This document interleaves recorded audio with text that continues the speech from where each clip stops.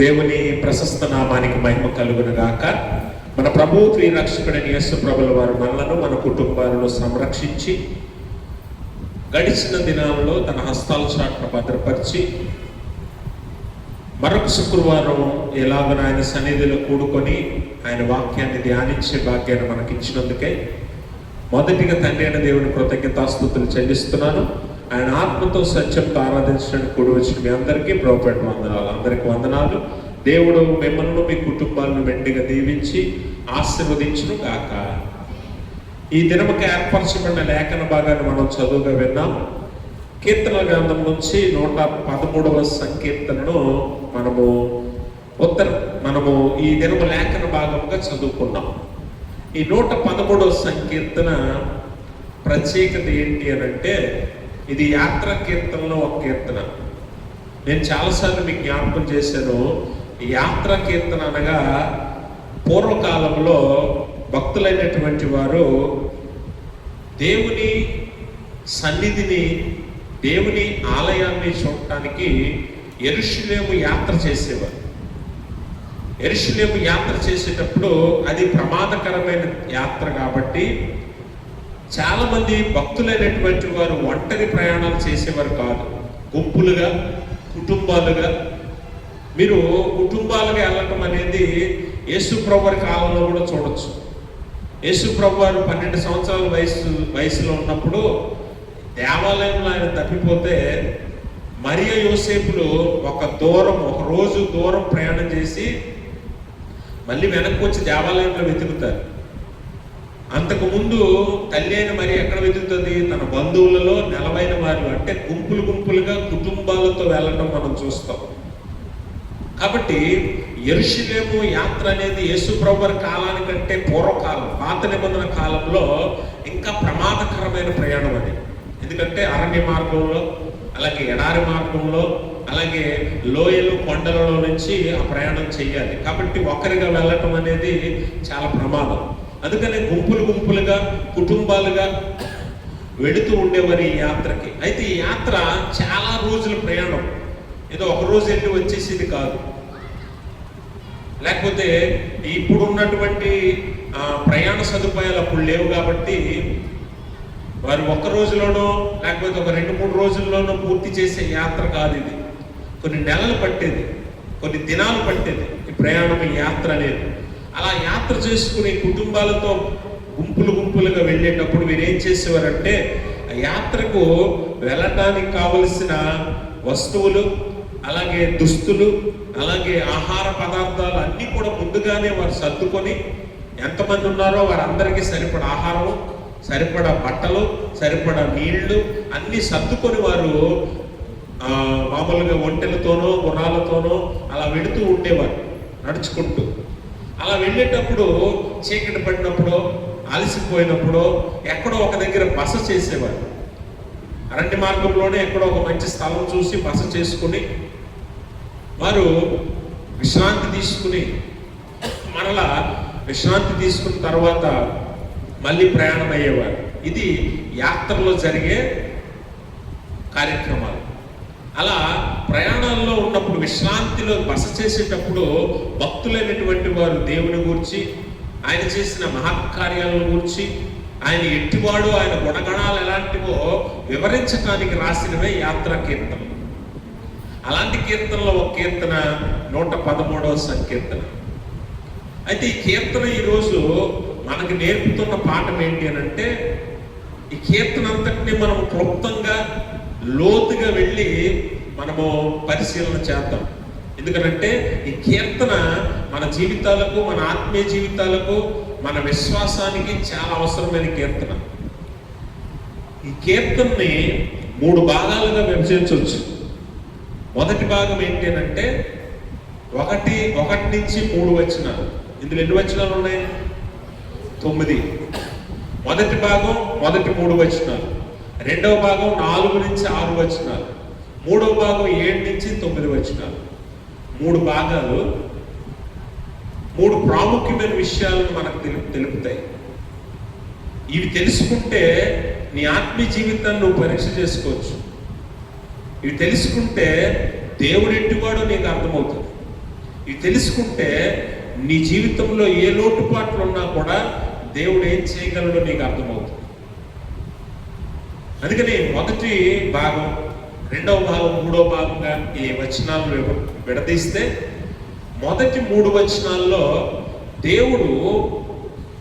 దేవుని గూర్చిన 3 ప్రాముఖ్యమైన విషయాలు కీర్తనకారుడు వివరిస్తాడు. మొదటి వచనం ఏమనుంది?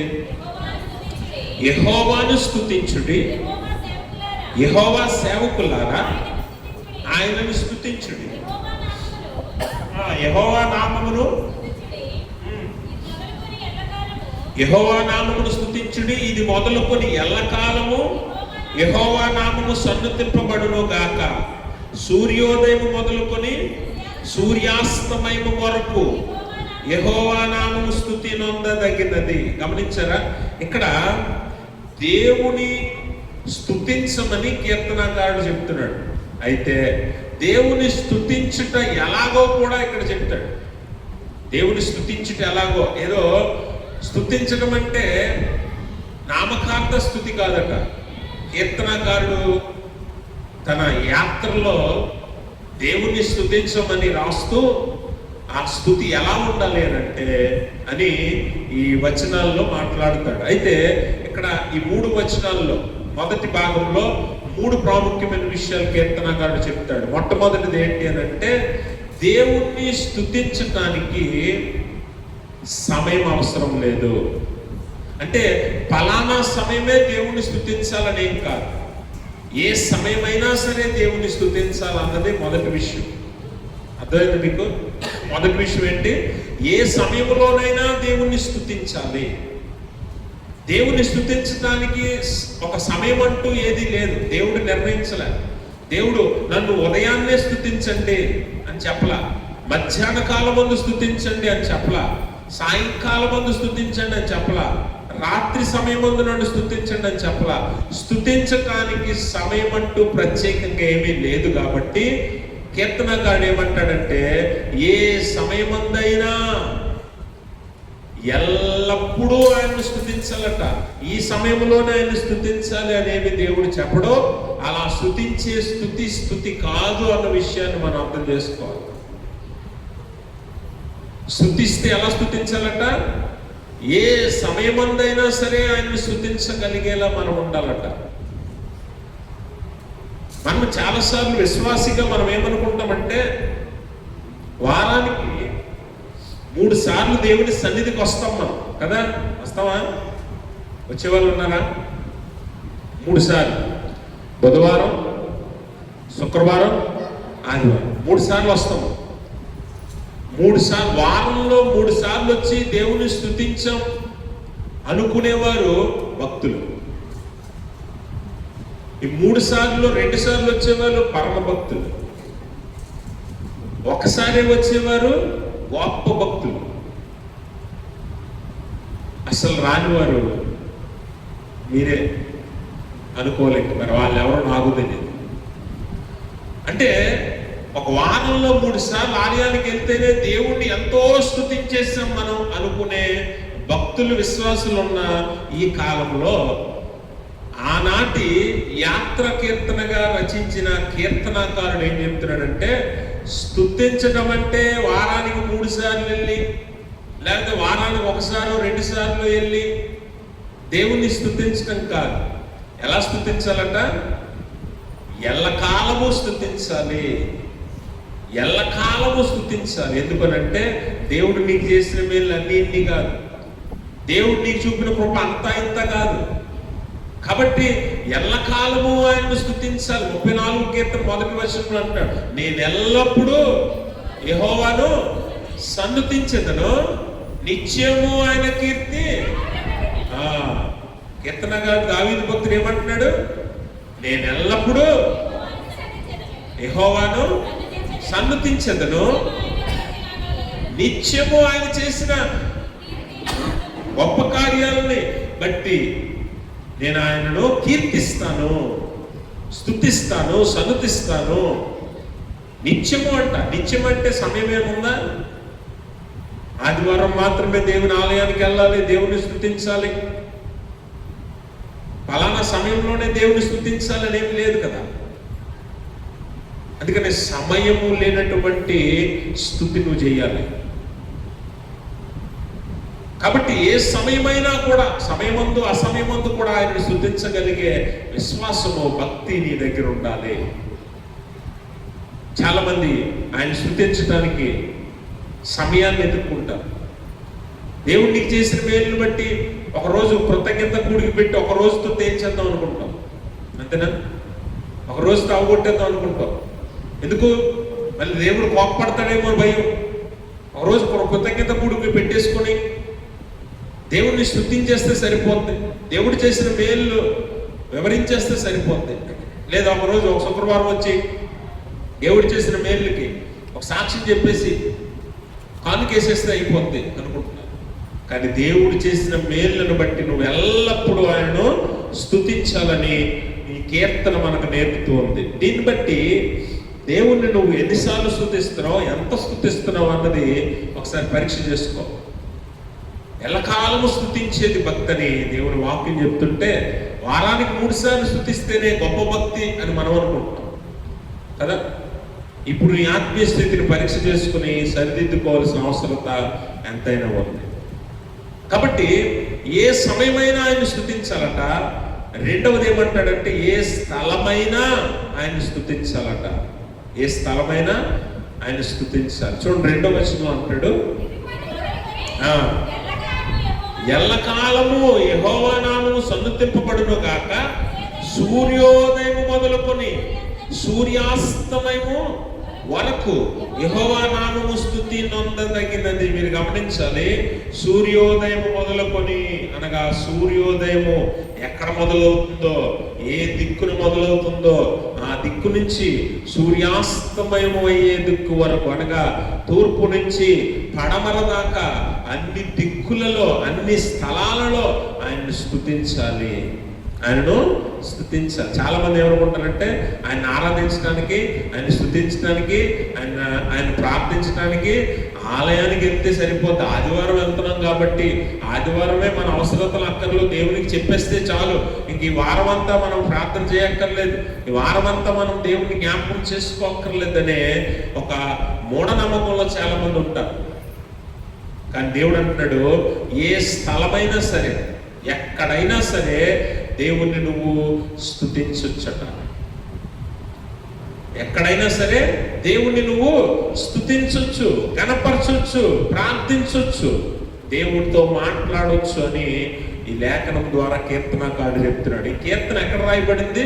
యాత్రా కీర్తన అనగా అరణ్యంలో కూర్చొని రాశారు భక్తులు. ఇది అరణ్యంలో కూర్చొని రాశారు, యాత్రలో, ప్రయాణంలో రాశారు ఈ మాట. ఇళ్లలో కూర్చొని చక్కగా కడుపు నింపుకొని సుఖంగా సంతోషంగా కుటుంబంతో కూర్చొని రాయలేదు ఈ మాటలు. కీర్తనగాడు ఎక్కడ కూర్చొని? యాత్రలో, అరణ్యంలో, ప్రయాణంలో ఉంటుండగా ఈ మాటలు రాస్తున్నాడు. స్థలము ఇంపార్టెంట్ కాదు దేవునికి, సమయం ఇంపార్టెంట్ కాదు దేవునికి. యోనా దేవుణ్ణి ప్రార్థిస్తున్నప్పుడు ఎక్కడున్నాడు? ఎక్కడో సముద్ర గర్భంలో, ఒక చేప గర్భంలో చిక్కుకొని ఉన్నాడు, కష్టంలో ఉన్నాడు, చీకట్లో ఉన్నాడు, అంధకారంలో ఉన్నాడు. ఏ సమయమో తెలియదు, ఏ స్థలమో తెలియదు. కానీ దేవుణ్ణి ప్రార్థించినప్పుడు దేవుడు ఆలకించాడు అన్న విషయాన్ని మనం గమనించాలి. కాబట్టి దేవుణ్ణి స్తుతించడానికి స్థలం అవసరం లేదు, ప్రత్యేకమైన సమయం అవసరం లేదు. కానీ నువ్వు అనుకున్న సమయానికి నువ్వు ఉన్న స్థలంలోనే దేవుణ్ణి స్తుతించవచ్చు. అది దేవునికి ఇష్టం, అది దేవునికి ఇష్టం. 2-3 నా నామమును ఎక్కడ కూడి ఉంటారో, 2-3 నా నామం నా ఆలయంలో కూడి ఉంటే అక్కడ నేను ఉంటానని చెప్పాడా? ఎక్కడ కూడి ఉంటారో వారి మధ్య నేను ఉంటా అన్నాడు. అది ఎక్కడైనా అవసరం. నువ్వు రోడ్డు మీద ఉండొచ్చు, పొలంలో ఉండొచ్చు, నువ్వు ప్రయాణంలో ఉండొచ్చు, ఇంట్లో ఉండొచ్చు, త్రోవలో ఉండొచ్చు, ఎక్కడైనా సరే. ఇశ్రాయేలీలతో దేవుడు ధర్మశాస్త్రం ఇచ్చినప్పుడు ఇశ్రాయేలీలతో దేవుడు చెప్తున్నాడు ఏమనంటే, ద్వితీయోపదేశకాండము 5వ అధ్యాయము 6వ వచనం అంటాడు, ఇశ్రాయేలు వినుము, నీ దేవుడైన యెహోవా అద్వితీయుడగు యెహోవా. చదవండి.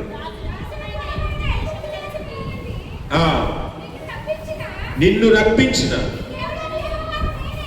నీ దేవుడైన యెహోవాను నేనే. 6వ వచనం చదువుతున్నారా? నేను తప్ప వేరొక దేవుడు. 6వ అధ్యాయం 4వ వచనం చదవండి.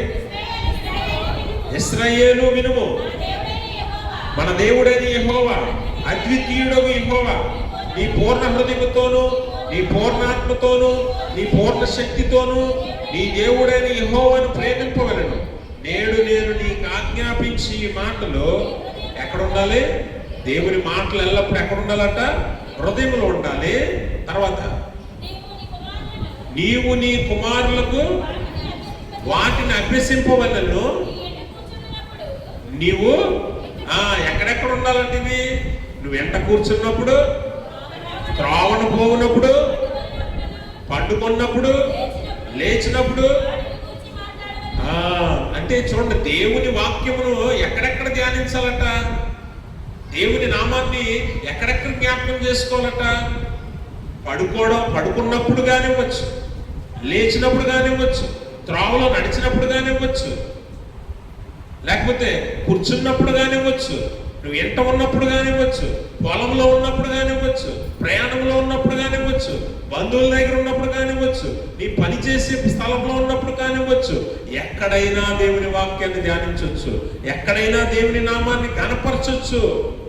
అందుకే స్థలం లేదట దేవునికి. నువ్వు స్థలము చూసుకొని దేవుణ్ణి ఆరాధించకూడదట. ఏ స్థలమైనా సరే దేవుణ్ణి ఆరాధించడానికి నువ్వు సిద్ధంగా ఉండాలి. అందుకని అపోస్తలుడైన పౌలు అంటాడు రోమపత్రిక 1:16 I'm not ashamed of the gospel. సువార్తను గురించి నేను దేవుని గురించి నువ్వు సిగ్గుపడకూడదు. ఈ స్థలంలో నేను ఆరాధించవచ్చా? ఈ స్థలంలో నేను దేవుణ్ణి జ్ఞాపకం చేసుకోవచ్చా? ఈ స్థలంలో నేను స్తుతించవచ్చా? ఈ స్థలంలో నేను ప్రార్థన చేయొచ్చా అని సిగ్గుపడితే నువ్వు దేవుని బిడ్డవు కాదు. పౌలు అంటాడు, నేను సువార్తను గురించి సిగ్గుపడ్డాను, క్రీస్తుని గురించి సిగ్గుపడ్డాను, నేను క్రీస్తుతో కూడా సిలువ వేయబడ్డాను, కాబట్టి నాలో జీవించేవాడు క్రీస్తే గాని నేను కాదు. కాబట్టి ఎక్కడైనా ఎవరితో అయినా భాషా భేదం లేదు, ప్రాంతీయ భేదం లేదు, ఎవరికైనా నేను సువార్త చెప్తాను పౌలు అంటాడు. ఆ విశ్వాసం నీ దగ్గర ఉంటే స్థలం చూడవు, నువ్వు ప్రార్థన చేయటానికి స్థలం చూసుకో, దేవుని వాక్యం చదవడానికి స్థలం చూసుకో, దేవుణ్ణి గణపరచడానికి, స్తుతించడానికి ఒక పాట చక్కగా పాడుకోవడానికి నువ్వు దేవుణ్ణి స్థలం వెతుకో. ఏమండి, చాలా మంది సినిమా పాట పాడుకుంటూ వెళ్ళిపోతుంటారు రోడ్ల మీద. చూస్తారా ఎప్పుడైనా? విన్నారా ఎప్పుడైనా? దేవుని పాట పాడుకుని ఎప్పుడైనా వెళ్ళావు నువ్వు? వెళ్ళావా? దేవుని పాట పాడుకుంటున్నావు, వింటున్నావు, వెళ్ళావు ఎప్పుడైనా? అంటే దేవుని పాట పెడితే నేను అందులో చూస్తారేమో జనాలు, సిగ్గు. దేవుని గురించి సిగ్గుపడి వాడికి దేవుడు అంగీకారం తెలపడు. అది తెలుసుకోండి. అందుకే ఎక్కడ ఉన్నా నేను క్రైస్తవుణ్ణి, ఎక్కడ ఉన్నా నేను నా దేవుణ్ణి స్తుతిస్తా, గణపరుస్తా అనే ధైర్యము, విశ్వాసము నీలో ఎప్పుడైతే ఉంటుందో అప్పుడు నువ్వు దేవుని కోసం స్థలం వెతుక్కోవు, సమయం వెతుక్కోవు. ఎప్పుడైనా ఎక్కడైనా నేను చేయగలను అనుకుంటావు. ఈ కీర్తనగాడు నేర్పుతున్న పాట అదే. ఎవరు చెయ్యాలట? 2వ వచనం చదవండి. 1:13 ఇది మొదలుకొని మొదటి వచనం, యెహోవాను స్తుతించుడి, యెహోవా సేవకులారా ఆయనను స్తుతించుడి. ఎవరు స్తుతించాలట? సేవకులారా అనగా ఆయన పిలువబడిన వారు, ఆయన చేత పిలువబడిన వారు, ఆయన ఎన్నుకున్నవారు, ఆయన సొత్తుగా చేయబడిన వారు అందరూ కూడా ఆయన్ని స్తుతించాలి. Everybody should praise him. అందరూ కూడా ఆయనను స్తుతించాలి. ఎందుకనంటే ఆయన అంటాడు కదా, తల్లి గర్భంలో పిండముగా ఉండగానే నేను నిన్ను చూశాను, నిన్ను పేరు పెట్టి పిలిచాను, ఇదిగో నా అరచేతుల్లో నిన్ను చెక్కుకొని ఉన్నాను, నీవు నా సొత్తు కాబట్టి నిన్ను నేను పిలిచాను, నిన్ను నేను ఏర్పరచుకున్నాను, నిన్ను నేను ప్రత్యేకపరచుకున్నాను. కనుక సంఘముగా కూడి ఉన్న ప్రతి ఒక్కరు, ప్రతి సంఘము, ప్రతి విశ్వాసి దేవుణ్ణి స్తుతించాలి, దేవుణ్ణి స్తుతించాలి, గణపరచాలి, దేవుని నామాన్ని సన్నుతించాలి, దేవుని నామాన్ని సన్నుతించాలి. పౌలు శీలలు ఎక్కడున్నారు? చెరసాల్లో ఉన్నారు. పాటలతో దేవుణ్ణి ఏం చేస్తున్నారు? స్తుతిస్తున్నారు, ఆరాధిస్తున్నారు. స్థలము వారు పట్టించుకోవట్లా, సమయము వారు పట్టించుకోవట్లా. అర్ధరాత్రి వేళ చెరసాల నాయకుడికి పౌలు సువార్త బోధించాడు. సమయం లేదు, సమయంతో సంబంధం లేదు, స్థలంతో సంబంధం లేదు కదా. ఫిలిప్పు ఎక్కడ సువార్త ప్రకటిస్తున్నాడు? నపుంసకునికి ప్రయాణం మధ్యలో రథం మీద వెళుతూ సువార్త ప్రకటిస్తున్నాడు. ఈరోజు ప్రయాణంలో వెళ్ళేటప్పుడు, బస్సులో, ట్రైన్లో వెళ్తూ ఉన్నప్పుడు నీ దేవుని గురించి ఎవరికైనా చెప్తావు నువ్వు? నీ దేవుని గురించి పాటలు పాడుకొని దేవుని స్తుతిస్తూ ప్రయాణం చేస్తావు ఎప్పుడైనా?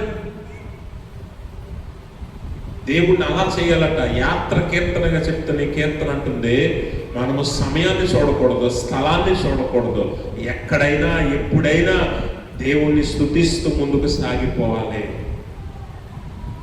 ఇది ఈ కీర్తన మనకు నేర్పే పాఠం. ఈరోజు చెప్పండి, ఆదివారం ఆరాధనకు వచ్చి దేవుణ్ణి స్తుతించి ఇంటికి వెళ్ళిపోయి మళ్ళీ వారం దాకా కనిపించని భక్తులు ఎంత స్తుతిస్తున్నారో దీన్ని బట్టి లెక్కిస్తే దేవుని దృష్టికి అది ఎంత మాత్రమో కాదు కదా. ఎల్లప్పుడూ ఎల్లకాలము నిత్యము ఆయన స్తుతించే వారముగా, స్థలము ఎక్కడ అని ఆలోచన చేయకుండా ఎక్కడున్నా దేవుణ్ణి గణపరిచే వారముగా మనం ఎప్పుడైతే ఉంటామో అప్పుడే నిజమైన భక్తులుగా, నిజమైన దేవుని బిడ్డలుగా మనము ఉంటాము అన్న విషయాన్ని ఈ కీర్తన తెలియజేస్తుంది. రెండవ భాగం ఏంటి అంటే, మొదటి భాగంలో ఎక్కడ చేయాలి? ఎక్కడైనా చేయాలి. ఎప్పుడు చేయాలి? ఎప్పుడైనా చేయాలి. ఎవరు చేయాలి? అందరూ చేయాలి. ఎవరు చేయాలి? అందరూ చేయాలట. అందుకనే అక్కడ మనం ఆలోచన చేస్తే 103 కీర్తన 22వ వచనంలో మనం చూస్తే, యెహోవా ఏలుచుండు స్థలములన్నిటిలో కూడా ఆయన సర్వకార్యములారా ఆయనను ఏం చేయమంటున్నాడు? స్తుతించాలట. ఆయన్ని ఎల్లప్పుడూ అన్ని స్థలాలలో, ఆయన పరిపాలించే స్థలం ఏది? ఇక్కడ అక్కడే లేదు. భారతదేశంలోనే ఉంటాడా? అమెరికాలోనే ఉంటాడా? ఇజ్రాయెల్లోనే ఉంటాడా? కాదు. సర్వమంతా వ్యాపించిన వాడు, సర్వాంతర్యామి, సర్వశక్తిమంతుడు, సర్వజ్ఞాని, భూమి ఆకాశమును సృజించిన వాడు. అంటే అంతా వ్యాపించిన వాడు కాబట్టి అన్ని చోట్ల ఆయనను స్తుతించాలట. అన్ని చోట్ల ఆయన స్తుతించాలి. అందరూ ఆయన స్తుతించాలి. 103వ కీర్తన 1వ వచనం ఒకసారి చదువుదాం. సమస్త దేశములారా, ఆ దేశం ఈ దేశం ఏం లేదు. ఎందుకు? అన్ని దేశాలు ఆయనవే, భూమంతా ఆయనదే, అన్ని జనాంగాలు ఆయన సృజించిన వారే. కాబట్టి సమస్త దేశాలారా, సమస్త జనములారా ఆయన స్తుతించండి. వారు వీరని కాదు. ఎందుకంటే ఆయన లోకముని ఎంతో ప్రేమించాడు, లోకము కొరకే ప్రాణం పెట్టాడు, లోకము కొరకే ఆయన రక్తం కార్చాడు. కనుక లోకమంతా, జనులంతా, దేశాలన్నీ ఆయన స్తుతించాలి. రెండో భాగంలో ఏం చెప్తాడంటే, ఎందుకు స్తుతించాలి మరి ఆయన్ని? 4వ వచనం చదవండి. యెహోవా అన్యజనులందరి ఎదుట మహోన్నతుడు, ఆయన మహిమ ఆకాశ విశాలమును వ్యాపించి ఉన్నది. ఉన్నతమందు ఆసీనుడై ఉన్న మన దేవుడైన యెహోవాను పోలిన వాడు ఎవడున్నాడు? ఆయన భూమి ఆకాశంలో వంగి చూడని అనుగ్రహించుచున్నాడు. గమనించారా? ఆయన ఎలాంటి వాడో ఇక్కడ చెప్తున్నాడు. ఎందుకు ఆయన్ని స్తుతించాలి? మొదటేమో నువ్వు ఎక్కడ స్తుతించాలి, ఎప్పుడు స్తుతించాలి, ఎవరు స్తుతించాలి చెప్పాడు కీర్తనకారుడు. ఇప్పుడేమో ఎందుకు ఆయన స్తుతించాలో చెప్తున్నాడు. ఎందుకంట అన్ని జనులలో ఆయన ఎలాంటి వాడట? మహోన్నతుడు, అందరికంటే అత్యున్నత సింహాసనం మీద ఉన్నతమైన స్థలములలో ఉండేవాడు, ఆయనకు సమానమైన వాడేవాడు. అర్థమైందా? ఈ భాగంలో నిజమైన దేవుని గురించిన వివరణ కీర్తనకారుడు ఇస్తున్నాడు. మొట్టమొదటిది, దేవుడు ఎక్కడ ఉంటాడట? దేవుడు ఎక్కడ ఉంటాడంటే ఉన్నతమైన స్థలంలో ఉంటాడట. ఎక్కడ? చూడండి, ఆ మాట అంటాడు, ఉన్నతమందు ఆసీనుడై ఉన్న మన దేవుడైన యెహోవాను పోలి ఉన్నవాడెవడు? ఉన్నతమైన స్థలములలో ఉండే దేవుడు. ఎక్కడ ఉంటాడు? ఉన్నతమైన స్థలములలో. అందుకనే ఫిలిప్పీ పత్రిక 2వ అధ్యాయంలో కూడా అపోస్తలుడైన పౌలు యేసు ప్రభువు వారి నామాన్ని గురించి వివరిస్తూ ఏమంటున్నాడంటే, చదవండి 2వ అధ్యాయం 9వ వచనం ఫిలిప్పీ పత్రిక. అందుచేతను పరలోకమందు ఉన్న వారిలో గాని, భూమి మీద ఉన్న వారిలో గాని, భూమి కింద ఉన్న వారిలో గాని ప్రతి వాడి మోకాలు ఎక్కడ ఉండాలట? యేసు నామం. ఎందుకంటే ఆయన నామం అన్ని నామముల కన్నా పైనామము, ఉన్నతమైన నామము. ఆ నామము కంటే పైనామం లేదు. ఆయన కంటే పైవాడు ఎవడు లేడు. ఆయనకు సమానమైన వాడు, సరిపోయిన వాడు, సరితూగేవాడు ఎవడు లేడు. అందుకు ఆయన్ని స్తుతించాలి. మన దేవుడు ఎలాంటి దేవుడట? అందుకనే మీరు గమనించాలి, ఆయనకి సమానమైన వాడు ఎవడు లేడట. ఆయన లాంటి వాడు ఇంకొకడు లేడట. ఆయన లాంటి దేవుడు ఇంకో దేవుడు లేడట. అందుకని ఇందాక మనం చదువుకున్నాం కదా, ద్వితీయోపదేశకాండం 6వ అధ్యాయము 4వ వచనంలో అంటాడు, ఇశ్రాయేలు వినుము, మన దేవుడైన యెహోవా ఎలాంటి దేవుడు? మీరు ఎప్పుడైనా గమనించారా? అద్వితీయుడు అనే మాట ఎప్పుడైనా విన్నారా? అద్వితీయుడు అంటే ఏంటి? అద్వితీయుడు అంటే అర్థం ఏంటో తెలుసా? ప్రథమ, ద్వితీయ, తృతీయ. ఈ మాటలు ఎప్పుడైనా విన్నారా? ప్రథమ అంటే ఏంటి? మొదటిది. ద్వితీయ అంటే రెండవది. తృతీయ అంటే మూడవది. మీరు ఇప్పుడు ద్వితీయ అనే మాట విన్నాం కదా. అద్వితీయ అంటే ఏంటో తెలుసా? రెండు కానిది. అర్థమైందా? అద్వితీయ అంటే రెండు అవ్వనది, అంటే ఒకే ఒక్కటి. అందుకే మన దేవుడైన యెహోవా ఎలాంటి దేవుడు? రెండు కాని దేవుడు, ఒకే ఒక్క దేవుడు, ఏకైక దేవుడు. అలాంటి దేవుడు ఇంకొకడు లేడు. అలాంటి దేవుడు, అలాంటి దేవుడికి సమానమైన దేవుడు ఇంకొకడు లేడు, ఉండడు, ఉండబోడు అని చెప్తున్నాడు కీర్తనకారుడు. కాబట్టి మన దేవుడికి సమానమైన వాడు ఎవడుంటాడు? సరిపోయిన వాడు ఎవడుంటాడు? ఈయన ఎక్కడుంటాడు? అత్యున్నత సింహాసనం మీద. అంటే ఎంత ఎత్తుకెళ్తే అంతమవుతుందో అక్కడ ఉంటాడు ఆయన. ఆ పైన ఇంకేముండదు, ఆ పైన ఇంకేమీ ఉండదు. అందుకే ఫిలిప్పీ పత్రికలో పౌలేమంటాడంటే, ఈ లోకంలో భూమి మీద నివసించేవారు కానీ, పరలోకంలో ఉన్నవారు కానీ, భూమి కింద చనిపోయిన వారు కానీ, లేకపోతే దేవుళ్ళు దేవతలు అనబడ్డవారు కానీ, ఎవరైనా సరే ఆయన నామములో వంగాలి. ఆయన నామములో వాళ్ళ మోకాళ్ళు వంగాలి. అంటే ఆయన అత్యున్నతమైన వాడు కాబట్టి, ఆయనే గొప్ప దేవుడు కాబట్టి ఆయన ఎదుట వంగాల్సిందే. అంత ఉన్నతమైన వాడు కాబట్టి ఆయన్నే స్తుతించాలి. అంత గొప్ప దేవుడు కాబట్టి ఆయన్నే నువ్వు స్తుతించాలి. అంటే ఆయన ఉన్నతమైన వాడు, ఉన్నత స్థలంలో నివాసించేవాడు, అలాగే అత్యున్నత సింహాసనం మీద ఆసీనుడైన వాడు. ఆయనతో సరిపోల్చేవాడు ఎవడూ లేడు. అంత గొప్ప దేవుడు కాబట్టే నువ్వు స్తుతించాలి. అయితే ఈ గొప్ప దేవుడు నీకోసం ఏం చేశాడట? 6వ వచనం చదవండి, 113వ కీర్తన. ఆయన భూమి ఆకాశములను వంగి చూడని అనుగ్రహించుచున్నాడు. గమనించండి, ఆయన మీరు ఎప్పుడైనా గమనించారా? ఇప్పుడు మీరు ఆరాధన అయిపోగానే ఇలా చీకట్లో ఇంటికి నడుచుకుంటూ వెళ్ళిపోతారు కదా. ఒకసారి అలా లైట్ వేసుకును, లేకపోతే వెలుగులోనూ నడిచి వెళ్ళేటప్పుడు మనం నడుస్తూ ఉంటే మన చెప్పుల కింద చాలా చీమలు, పురుగులు నలిగిపోతూ ఉంటాయి కదా. నలిగిపోతున్నప్పుడు అక్కడికి వెళ్ళి, అయ్యో చీమ చూసుకోలేదు, తొక్కేసాను, అవుతావా? పోనీ ఇప్పుడు నీకు దెబ్బ తగిలింది కాబట్టి నేను హాస్పిటల్కి తీసుకెళ్తా అంటావా? చీమను చేతితో పట్టుకుని ఎత్తుకుంటావా? నువ్వు అసలు పట్టించుకోవు కదా. చీమనే పట్టించుకుంటావా? చూస్తావా? అసలు నీ కాలి కింద ఎన్ని నలిగిపోతే నీకు తెలుసా? అవునా? ఎందుకు? చీమ మన దృష్టిలో చాలా అల్పమైనది, మనం దాన్ని చూడం. మరి ఇప్పుడు మన దేవుడు ఎక్కడున్నాడు? ఎక్కడో భూమిని ఆకాశాన్ని దాటి అత్యున్నతమైన సింహాసనం మీద ఎత్తైన స్థలంలో ఉన్నాడట. అక్కడి నుంచి నీలాగా, నాలాగా, మనలాగా దేవుడు తన గుణాన్ని కనపరచకుండా, మనలాంటి గుణాన్ని కనపరచకుండా, తన అద్వితీయ దేవుడైన యెహోవా గుణాన్ని మనకు కనపరుస్తూ మన మీద కృప చూపి కిందున్నటువంటి భూమిని, ఆకాశాన్ని చూశాడు. నిన్ను నన్ను చూశాడు ఆయన. దేవునికి స్తోత్రం. మనం కొంచెం ఉన్నతమైన స్థితికి వెళ్తే మన కింద ఉన్న వాళ్ళు సరిగా చూడము కదా. కింద ఉన్న వాళ్ళు మనము సరిగా పట్టించుకోం. కానీ ఆ పరలోకమందున్న దేవుడు నిన్ను నన్ను చూశాడు, పట్టించుకున్నాడు. అందుకని ఆయన ఏమంటున్నాడట? భూమి ఆకాశములను వంగి చూడని అనుగ్రహించుచున్నాడు. ఆయన భూమికి, ఆకాశానికి అవతల ఉన్నతమైన స్థితిలో ఉండి కూడా భూమిని, ఆకాశాన్ని చూశాడు. భూమి మీద ఉన్న మనల్ని గమనించాడు, పరిశీలించాడు. కీర్తనగాడు అంటాడు కదా, యెహోవా ఆకాశం నుండి వివేకము కలిగి దేవుడిని వెతుకువారు కలరేమో అని నరులను పరిశీలిస్తున్నాడట. ఆయన చూస్తున్నాడు నీ వైపు. నువ్వు చీమను చూస్తావా? చూడవు. కానీ చీమ లాంటి, పురుగు లాంటి మనల్ని 22వ కీర్తనగాడు అంటాడు కదా, నేను నరుడను గాను పురుగుని. ఇలాంటి పురుగైనటువంటి నిన్ను, నన్ను, మనల్ని ఎవరు చూస్తున్నారు? పరలోకమందున్న దేవుడు చూస్తున్నాడు. అంత తగ్గించుకున్నాడట. ఫిలిప్పీ పత్రికలో 2వ అధ్యాయంలో 5-6 వచనాల్లో మనం చూస్తాం. 6వ వచనం నుంచి ఆయన దేవుని స్వరూపము కలిగి ఉండి దేవునితో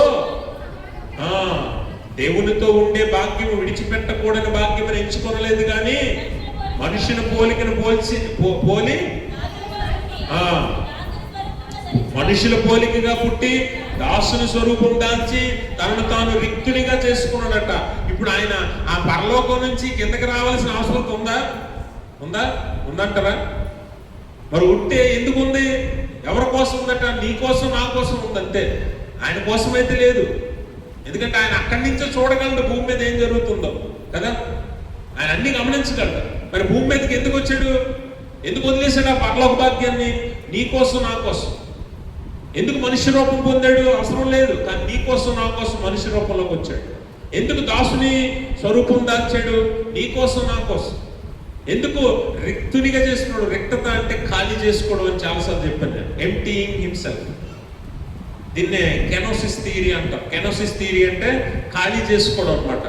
ఒక బాటిల్లో ఉన్న నీళ్ళన్నింటినీ ఒప్పేస్తే పూర్తిగా అది ఎలా ఖాళీ అయిపోతా అలా తను తాను ఖాళీ చేసుకున్నాడంట. నీకోసం, నా కోసం. అంత అవసరం లేదా ఆయనకి? కానీ మనల్ని ప్రేమించి మన కొరకు తన స్థాయిని వదిలి తగ్గించుకొని దిగి వచ్చి ప్రాణం పెట్టి రక్తం కార్చాడు. అందుకు నువ్వు స్తుతించాలి. ఈమెయిల్ ఎవడైనా చేస్తాడా? నీకోసం ప్రాణం పెట్టి దేవుడు ఎవడైనా ఉన్నాడా? నీకోసం తన భాగ్యాన్ని వదులుకొని, పరలోక భాగ్యాన్ని వదులుకునే దేవుడు, పరలోకాన్ని వదిలేసి నీకోసం దిగి వచ్చిన దేవుడు ఎవరైనా ఉన్నారా? నీకోసం ప్రాణం పెట్టిన దేవుడు ఎవరైనా ఉన్నారా? నిన్ను ఎంతగా ప్రేమించే దేవుడు ఎవరైనా ఉన్నారా? నీకు రక్షణ కలిగించి నీ అవసరతలు అక్కర్లు తీర్చే దేవుడు ఎవరైనా ఉన్నారా? ఉంటే ఆయన ఈయనే. దేవునికి స్తోత్రం. ఉంటే ఆయన ఈయనే. అందుకే ఆయన నువ్వు స్తుతించాలి, ఎల్లకాలము స్తుతించాలి. సమయమందు అసమయమందు ఏ స్థలంలోనైనా ఆయన స్తుతించడానికి సిద్ధంగా ఉండాలి. కాబట్టి ఆయన ఎందుకు ఎట్టివాడో కీర్తనకారుడు చెప్తున్నాడు. ఆయన నీ కోసమో దిగి వచ్చిన దేవుడు, తనను తాను తగ్గించుకున్న దేవుడు, అందరికంటే ఉన్నతమైన దేవుడు, ఒకే ఒక్క దేవుడు. ఈయనకి సమానమైన వాడు, సరిపోల్చేవాడు, సాటి అయిన వాడు ఎవడు లేడు. ఇటువంటి దేవుడు నీకు నాకున్నాడు. యెహోవా దేవుడుగా గల జనులు ధన్యులు అని దేవుని వాక్యం చెప్తుంది. నీకు నాకు ఈరోజు దేవుడు ఎవరో? యెహోవా. ఆ దేవుని బట్టి మనం ధన్యులమయ్యామన్న విషయాన్ని మనం గమనించాలి. ఆయన నరావతానికి లోకానికి వచ్చాడు, నిన్ను నన్ను రక్షణ మార్గంలో నడిపించాడు. చివరి భాగం ఏం చెప్తుందో తెలుసా? ఈ కీర్తనలో చివరి భాగం ఏం మాట్లాడుతుందంటే మానవ జీవితాల్లో ఉన్న లోటుపాట్ల గురించి, మానవ జీవితాల్లో ఉన్న బాధ, దుఃఖము, వేదన గురించి మాట్లాడుతుంది. చూడండి 7వ వచనంలో ఏమంటాడు? ప్రధానులతోనూ తన ప్రజల ప్రధానులతోనూ వారిని కూర్చుండబెట్టుటకై ఆయన నేల నుండి దరిద్రులు లేవనెత్తువాడు, పెంట కుప్పల మీద నుండి బీదలను పైకెత్తివాడు. ఆయన సంతులేని దానిని ఇల్లాలుగాను, కుమారుల సంతోషము గల తల్లిగాను చేయును. యెహోవాను స్తుతించుడి. గమనించారా? చివరి భాగంలో మానవ జీవితాల్లో ఉన్న లోటుపాట్లు, అవసరతలు, కోరికలు, దుఃఖము, బాధ, వేదన, మన జీవిత పరిస్థితులన్నింటినీ కూడా ఈ చివరి భాగంలో చెప్తూ దేవుని స్తుతించు. ఎందుకో తెలుసా? నీ లోటు ఏదైనా సరే, నీ బాధ ఏదైనా సరే, నీ దుఃఖం ఏదైనా సరే, నీ వేదన ఏదైనా సరే, నీ అవసరత ఏదైనా సరే, నీ కోరిక ఏదైనా సరే, సమర్థుడు ఉన్నాడు ఇక్కడ. ఎలాంటి సమర్థుడు? ఏదైనా చేయగల సమర్థుడు ఉన్నాడు. అటువంటి దేవుడు ఇక్కడ ఉన్నాడు కాబట్టి ఆయన స్తుతించటమే నీ పని. సమయం ఏదైనా సరే, స్థలం ఏదైనా సరే, నువ్వు స్తుతిస్తూ ఉండు, నీ జీవితంలో అద్భుతం చేస్తాడు దేవుడు. ఎలాంటి అద్భుతం అంటే పెంట కుప్పల మీద ఉన్న వారిని, దీనులను ఆయన పైకి లేవనెత్తుతాడట. ఒకసారి మనం గమనించాలి. మన పూర్వము అంటే మన పూర్వీకులు, మన తాతలు ముత్తాతల దగ్గరికి వెళ్తే మళ్ళా బట్టలు కట్టుకున్నారు వాళ్ళు, మళ్ళా చదువుకున్నారా, మళ్ళాగా ఉద్యోగాలు చేశారా, మళ్ళాగా ధనం సంపాదించారా, మళ్ళాగా ఇల్లు కట్టుకున్నారా, మళ్ళాగా దర్జాగా వీధుల్లో తిరిగారా, మళ్ళాగా గౌరవంగా పిలువబడ్డారా? ఇవేమనున్నాయా? వెనకబడిన వారు, వెలివేయబడిన వారు, అనగదొక్కబడిన వారుగా మనం ఉన్నారు, మన పూర్వీకులు ఉన్నారా? అలాంటి వారిని దేవుడు ఎక్కడ తీసుకొచ్చాడు తెలుసా? ఇప్పుడు ప్రధానులతో, రాజులతో, గొప్పవారితో, గనులతో కూర్చునే స్థాయికి దేవుడు తీసుకొచ్చాడు. ఈరోజు మన బిడ్డల్లో నుంచి కూడా ఈరోజు చాలా మంది గొప్ప గొప్ప ఉద్యోగాలు చేస్తున్నారు. మన పిల్లల నుంచి కూడా చాలా మంది ఈరోజు దేశాలు తిరుగుతున్నారు. మన పిల్లలు కూడా ప్రభుత్వ ఉద్యోగాల్లో ఉన్నత స్థానాల్లో ఉన్నారు. దేవునికి స్తోత్రం. ఎక్కడ ఉండవలసింది నువ్వు ఇప్పుడు ఎక్కడున్నావు? దేవుడి మీద ఆధారపడి దేవుడిని ఎల్లప్పుడూ స్తుతిస్తే, దేవుణ్ణి నమ్ముకుంటే, గొర్రెల కాపరిగా ఉన్న, గొర్రెల దొడ్డిలో ఉన్న దావీదుని తెచ్చి ఎక్కడ కూర్చోబెట్టాడు? రాజు సింహాసనంలో. అడవిలో ఉండేవాడిని, గొర్రెల మందల దగ్గర ఉండేవాడిని అంతఃపురంలోకి తీసుకెళ్ళిపోయాడు దేవుడు. ఎంత హెచ్చించాడో చూడండి, ఎంత హెచ్చించాడో చూసారా? యోసేపుని అన్నదమ్ములే సొంత వారే తొక్కేశారు, కిందకి బురద గుంటలో పడేశారు, గోతిలో పడేశారు, అమ్మేశారు, చెరసాల్లోకి తోశారు. కానీ దేవుడి మీద ఆధారపడ్డాడు యోసేపు. యోసేపు బయటికి లాక్కొచ్చి ఏ జనమైతే దూషించారో, ఏ జనమైతే నేరం మోపారో, ఏ జనమైతే చులకన చేశారో వారందరి మీద గవర్నర్ స్థాయిలో ఉంచాడు ఐగుప్తు దేశం మీద. దేవుడు హెచ్చరించడం మొదలు పెడితే, దేవుడు ఎత్తటం మొదలు పెడితే దాన్ని ఆపడం ఎవడి వల్ల కాదు. అందుకే యెహోవాను స్తుతించు. నీ అవసరత ఏదైనా, అక్కర ఏదైనా, బాధ ఏదైనా సరే దేవుడు తీర్చేస్తాడు. నీ పని ఏంటంటే సమయము చూడకో, స్థలము చూడకో, ఆయన మీద ఆధారపడు, ఆయన్ని స్తుతించు, గణపరుచు. అదే దేవుడు అడుగుతున్నాడు. హన్నా, సారా ఇద్దరు గర్భాలను తెరిచి వారి అవమానాన్ని సంతోషంగా మార్చాడు దేవుడు. మీకు విషయం తెలుసా? సారా దేవుడు గర్భఫలం ఇస్తాడంటే నమ్మిందా? నవ్వింది. అయితే మీరు గమనించాలి, మన జీవితాల్లో దుర్భరమైన స్థితి వచ్చినప్పుడే దేవుడు కార్యం చేస్తాడు. అది గుర్తుపెట్టుకోండి. మన జీవితాలు అట్టడుక్కి దిగజారిపోయినప్పుడు, అంటే నీ ప్రయత్నాలన్నీ అయిపోయి మనుషుల్ని చేయవలసిన సహాయాలన్నీ చేయలేక ఇంకా మానవుల వల్ల అవ్వదు అన్నప్పుడు దేవుడు ఇన్వాల్వ్ అవుతాడు మన జీవితాలు. అయితే నీ విశ్వాసం, భక్తిని బట్టే. అది గుర్తుపెట్టుకో. దేవుణ్ణి నువ్వు విడిచిపెట్టకుండా, నీ ప్రయత్నం నువ్వు చేసి విఫలమైపోయినా సరే దేవుణ్ణి విడిచిపెట్టకపోతే, అట్టడుగు స్థితిలో ఉన్నప్పుడు, సున్నా దగ్గర ఉన్నప్పుడు దేవుడు నీ కార్యం చేస్తాడు. అలాంటప్పుడు అద్భుతాలు చూసే అవకాశం వస్తుంది మనకి. అందుకే మీరు ఎప్పుడైనా గమనించండి, అబ్రహాము శారాల జీవితంలో దేవుడు ఒక కుమారుణ్ణి ఇస్తానని వాగ్దానం చేశాడు కదా. ఆ కుమారుణ్ణి ఎప్పుడు ఇచ్చాడు? శారా స్త్రీ ధర్మం ఆగిపోయిన తర్వాత ఇచ్చాడు. అవునా కాదా? ఒకవేళ స్త్రీ ధర్మం ఆక్కముందు దేవుడు ఇచ్చుంటే శారా నమ్మిదంటారా దేవుణ్ణి? ఇప్పుడు శారా అబ్రహాం ఏమనుకుంటారు? ఒకవేళ అబ్రహాం నమ్మినా శారా ఏమనుకుంటుంది? ఎన్నో ఏళ్ళ నుంచి ప్రయత్నం చేస్తున్నాం కాబట్టి ఇప్పుడు ఫలించింది మా ప్రయత్నం అనుకుంటుంది, అంతేనా? కానీ అసాధ్యం అనుకున్న సమయంలో చేశాడు కాబట్టి దేవుడు ఎవరో అబ్రహాముకి తెలిసింది, శారాకి తెలిసింది. అందుకే వారి విశ్వాసాలకు తల్లిదండ్రులే. ఇది నా జీవితంలో అవ్వదు ఇంకా, ఎందుకంటే నా జీవితంలో స్త్రీ ధర్మం ఆగిపోయింది, ప్రకృతి ధర్మం ఆగిపోయింది. ఇంకా నేను బిడ్డలు కనటానికి ఎట్టి పరిస్థితుల్లో పనికిరాను, బహువృద్ధురాలి నేను ఇప్పుడు అని శారయ్య నమ్మింది, శారయ్య ఒప్పుకుంది. అప్పుడు చేసాడు దేవుడు అద్భుతం. అందుకే శారాకి దేవుడు ఎవరు అర్థమైంది. నీ జీవితంలో కూడా నువ్వు దేవుని మీద ఆధారపడి విశ్వసించి నమ్మకంతో ముందుకెళ్తే, ఆయన్ను గణపరుస్తూ స్తుతిస్తూ నీ జీవితాన్ని ముందుకు నడిపిస్తే తగిన సమయం ముందు దేవుడు కార్యం చేస్తాడు. శారా గర్భాన్ని తెరిచి అద్భుతాన్ని చేశాడు.